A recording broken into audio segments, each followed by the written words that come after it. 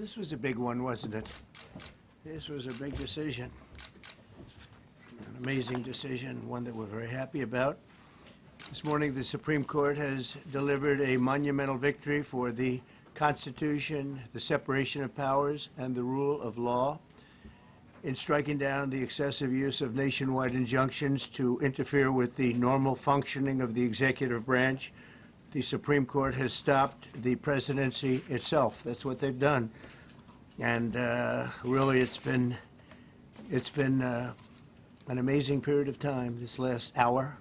There are people elated all over the country. I've seen such happiness and spirit. Sometimes you don't see that, but this case is very important. I was elected on a historic mandate, but in recent months we've seen a handful of radical left judges effectively try to overrule the rightful powers of the president to stop the American people from getting the policies that they voted for in record numbers.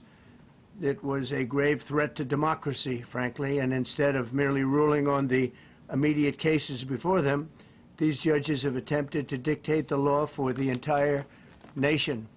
In practice, this meant that if any one of the nearly 700 federal judges disagreed with the policy of a duly elected president of the United States, he or she could block that policy from going into effect or at least delay it for many years, tie it up in the court system. This was a colossal abuse of power which never occurred in American history prior to recent decades, and we've been hit with more nationwide injunctions than were issued in the entire 20th century together. Think of it, more than the entire 20th century, me. I'm grateful to the Supreme Court for stepping in and solving this very, very big and complex problem, and they've made it very simple. I want to thank Justice Barrett, who wrote the opinion brilliantly, as well as Chief Justice Roberts, and Justices Alito, Gorsuch, Kavanaugh, and Thomas. Great people.